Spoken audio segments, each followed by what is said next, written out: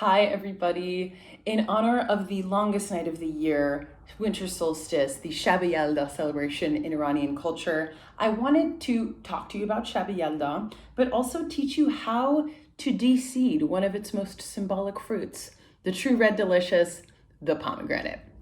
To peel a pomegranate, you of course want the fruit itself, you want a bowl to capture your seeds, and you want a knife, preferably something smaller than what I have. A paring knife would be best. This will work, you'll just have more control.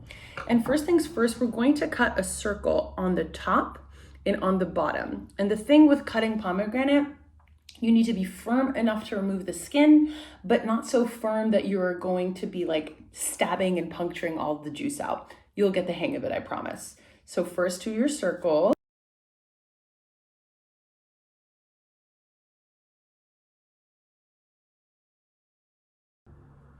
Now that you've removed the top, I want you to notice that there's some membranes, right? There are these membranes that are kind of creating different sections in the pomegranate. You're just going to use your knife and with that same amount of firmness, cut along the line of the membrane.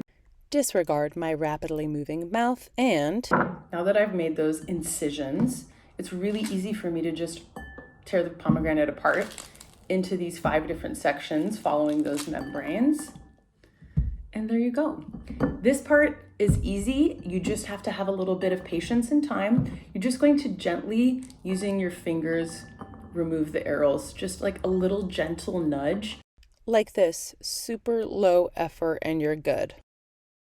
So pomegranate is a highly revered fruit in Iranian culture in general, but especially for Shab Yalda.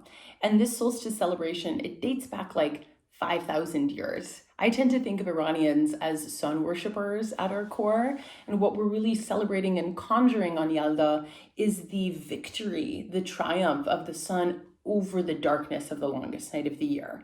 Thematically, this is kind of expressed as, lightness beating darkness, but also more dramatically, perhaps more potently, depending on your view, the triumph of good over evil.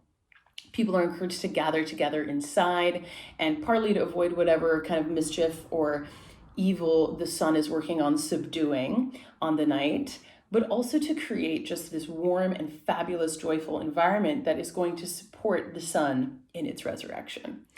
Now, you're going to partake in these beautiful Iranian activities like reading poetry, doing some fortune telling using the poetry of the Sufi mystic Hafez, listening to music, just these really joyful things. And of course, eating. We love to eat. And we're going to eat not just anything, but some of our symbolic foods. And the reason we do this is not just for the physical sustenance that these symbolic foods provide, but also because we are anchoring the different energies that they represent, right? To create a sort of spiritual sustenance, to not just support the sun and its rebirth and regeneration, but to support our own rebirth and our continued regeneration. So the pomegranate, it represents many things. You look at it and this beautiful blood red color evokes the sun's rise on the first sunrise after Yalda night.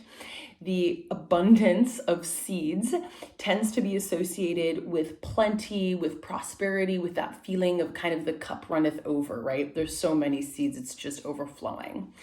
And of course, that kind of seed metaphor tends to also be tied to fertility.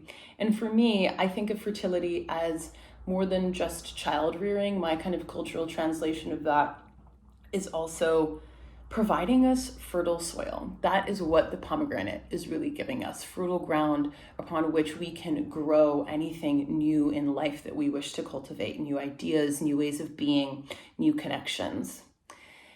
Of course, also the delicious taste of the pomegranate. You feel that brightness.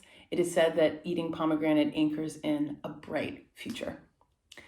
Now, in Iran, for the last several decades, there has been a really long and dark night. And some of these Zoroastrian principles of, good versus evil, light versus dark, it might feel a bit binaristic, but the fact is that we do contend with supreme darkness in this world. But what I keep remembering is that Iranians are descended from fire. The first thing that we ever worshipped as a people was the sun and its earthly manifestation of fire. Now, fire, it is the element which cleanses, destroys, and creates. The long and dark night of this dictatorship is not yet over, but I think many of us feel that the dawn is coming, that a new sun will rise on a free Iran again, and that these people who are descendants of fire will write their own next chapter. We can all hasten the sun's arrival by continuing to talk about and care about what's going on in Iran. It does have a material impact for these people. با امیدوار آزادی ایران، زن زندگی آزادی، شب یلدا خوش. To a free Iran, women life freedom. Happy solstice.